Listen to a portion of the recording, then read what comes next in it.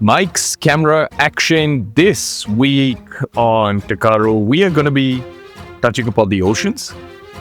So it's back to some geography, how the oceans are really important as a temperature control for the entire planet.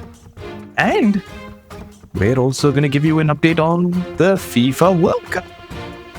That's right. That's what you guys have asked us for, and we are making sure that we're not going to miss out on giving you the latest from there.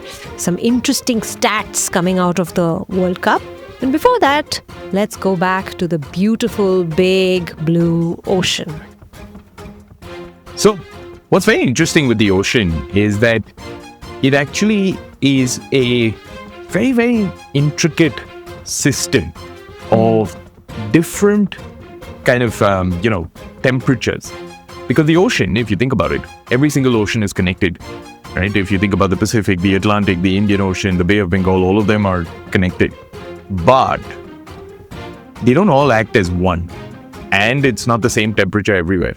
It's kind of like different temperatures, different water pressures, different ecosystems of weather that it creates everywhere. So there's this new research by the Indian Institute of Technology Gandhinagar, which is the IITs. And they published a research this month, which basically said that this patchwork of temperature could actually act as a natural break on drought. And what is drought is when, there is no water and people are suffering, agriculture dies or farming dies. There's no water to drink, no water for your plants. And that's a drought. And I think a big concern for everyone globally is how with all of these temperature changes and the world getting warmer, how do you actually save yourself from these droughts? Because it is inevitable. Yeah, I think it's come up quite a bit now.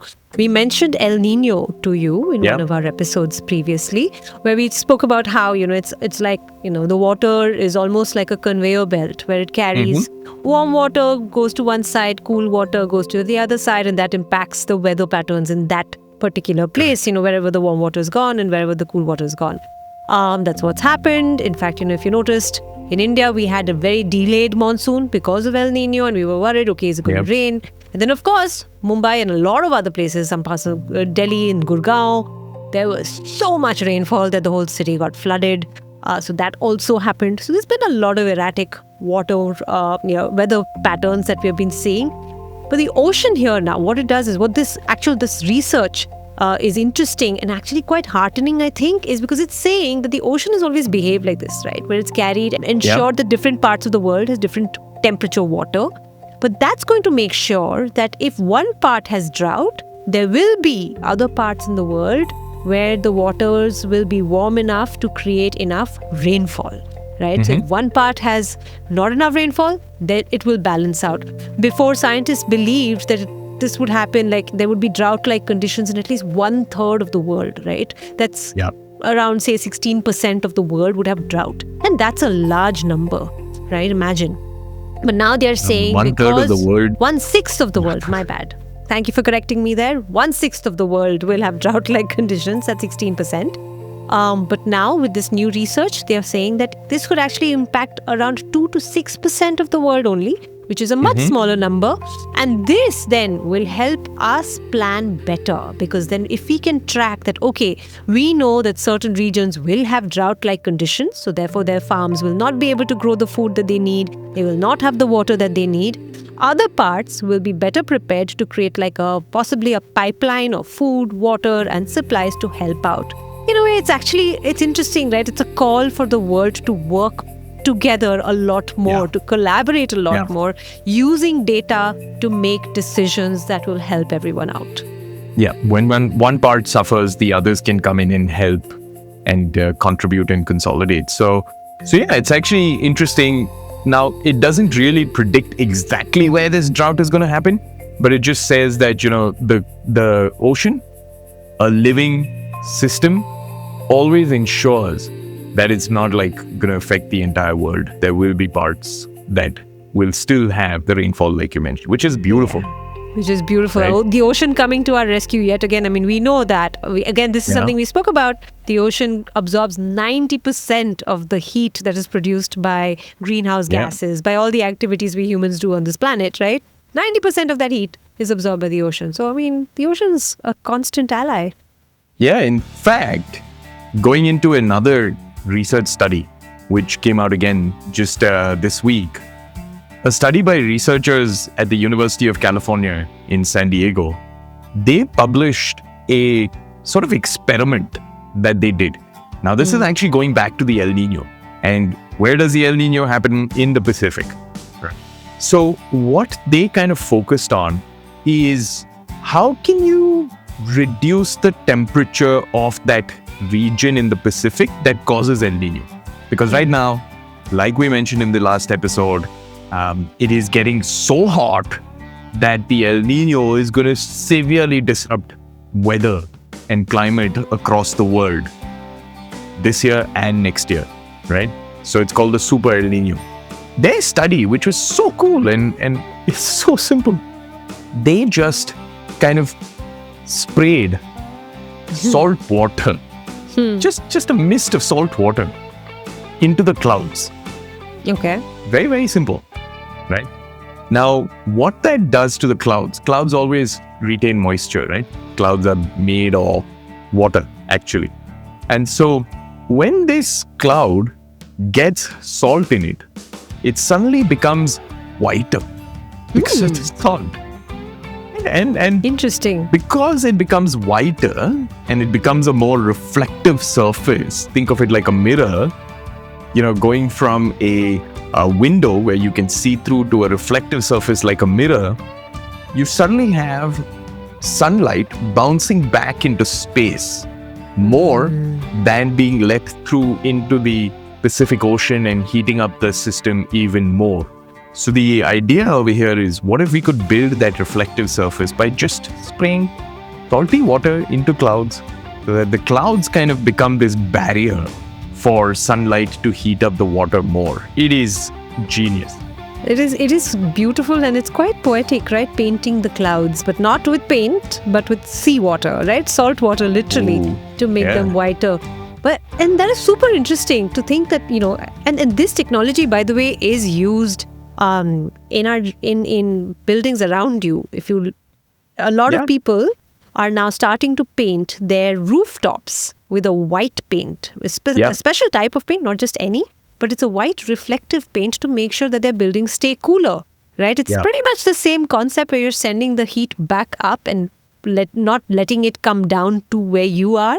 And that's fantastic. And we're trying the same thing. Of course, like you said, this is just research. They've just experimented on a small bit. I don't think we are quite ready yet to go around painting all the clouds with salt water. But I also wonder though, Kiran, is that playing around with something that is natural, I wonder how that's going to impact something else that we have no idea about right now. Right? I think that's the problem, right? This experiment may work for now, but is there a repercussion 2 years down the line because something changed and the weather system changed? Are you postponing the inevitable? Are you just postponing the inevitable heating up of the El Niño to a super El Niño?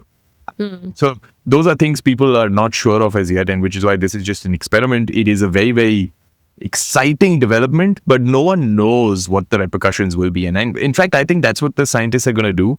They keep doing these studies to see what happens in smaller ecosystems, to see if there are repercussions, any sort of side effects, and then see whether it makes sense for us to do this at bigger scale. But then, problem is, to a large extent, you're also playing weather god, right? Yeah. So, But I mean, the other way of looking at it is a lot of the issues that we are facing today with the weather, they are man-made, right? They are. So the solutions have to be man-made too. So, they do, yes. yeah. I we're on the right ideally track. want to reduce the man-made cause. And not have to fight The impact of Exactly, man-made, yes. Instead of having to find even more solutions that are man-made, because man-made over man-made over man-made, nature is going to come back some way or the other. Yeah, Right? yeah, yeah. But I think But, think ultimately it comes down to the fact that even if it's man-made, we are part of nature. Let's not forget that we Mhm. are an integral and very important part of nature. And if we keep seeing ourselves as that, then I think we'll do the right thing. Yeah. And so very exciting. From a geography perspective, think about it. Maybe try doing some experiments at home and in school, which are similar to this, seeing reflective surfaces and heat, and maybe kind of looking at what is possible, right? But I think moving from nature to something that's happening, which is historic in the sporting world. We have covered it for the last couple of episodes. It is the FIFA World Cup, and we are at the end of the FIFA World Cup. You know what is so cool is that FIFA, as a governing body, has been ranking countries since I think 1992. And the way they rank these countries, it's like any sport, right? Who's the best, who's the second best, who's the third best, fourth best, is based on matches you play, how many you won, how many you lost, how many you drew against who. And so coming into the World Cup, there were 4 who were the top 4. And it's for the first time ever in World Cup history, after these rankings were released in 1992, that the top 4 teams actually made the semifinals, which are the last 4 countries, which is crazy, which is amazing, right? So it's Argentina, Spain. It's neat and mathematical. That's what it is. It is. It's Argentina, Spain, France, and England. And in fact, it is so neat and mathematical that, it gives even more confidence to the FIFA ranking. Yeah. Saying, hey, okay, they're We're on doing a something press, right. Yeah, exactly. And what is even cooler, now we know that it's not just these 4 into the semis. We know who the finalists are, which are Argentina and Spain, which is the number 1 and number 2. So even more about the ranking. Who are you rooting right. for, Kiran? Oh, I'm Argentina all the way from the beginning of the of the tournament. In fact, I think France had a pretty big following as well. A lot of people kind of rooting for France. I know my daughter was, very, very upset when Spain beat France. She's a big Mbappe fan. But my daughter's a Haaland fan, and she was very upset when Norway had to go. Yes. I think Haaland got a lot of new fans this time. Yeah, he was very likable. Like this big, gentle Viking. Or the gentle Viking. But yes, That's unfortunately, we won't see him. But we will be seeing Messi. And I think that man has enough of a hero status in this world of football and otherwise in the sport, in the world of sports. A lot of people will be rooting for Argentina for sure. I haven't decided yet. You know what's so interesting about Messi?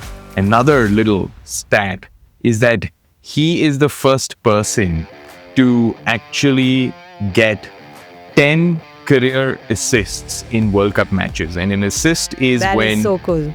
That is so cool, right? And an assist is when you actually create the opportunity for someone else to score a goal. So it's really about being a team player, right? It's not about you just going and scoring yourself, but 10 careers in a World Cup, in World Cup matches, never happened before. Messi is the first person. And ever since this stat was being recorded, I think this was from 1966, so 60 odd years, where no one else has done 10 career assists in World Cup, and Messi is the first one to do it. That is wonderful, right? Truly complete team player where he's setting the scene for someone else to score that winning goal, right? It's fantastic. Even in the semis, he didn't score at all. He basically set it up. So, brilliant. Great guy and great match coming up on Sunday. I don't know. I'm sure a lot of you will be staying up very late into Monday morning for us to watch this match. With that, we will wrap up this episode, but I will have to give you your quiz question. And it's connected to the football. It's not connected to the oceans. It's connected to football. And I'm going to ask you about another very, very famous Argentinian player. also a captain of the Argentinian football team, who is famously associated with the phrase hand of God. Do you know who he is? No options. Yes, I do. No options here. Send in your answers to www.takarokids.com, or you can send us a message on Instagram and we will pick one lucky winner. Send it whenever you want. It doesn't have to be the first or the last, and we'll pick a winner. Go in and send in your entries. This is such an easy one that Debbie has given you this time. Come on, you Super guys. easy. It is super, super simple. Along with your answer, and if this is sent before the finals, if your answer is sent before the finals, also send your prediction. Who do you think is going to win? Let's see how many of you all get it right. Be Paul the Octopus. Exactly. Until next week, be Paul the Octopus. Send us the answer. It's so simple. And keep listening to Takaro Kids. Bye-bye. Bye.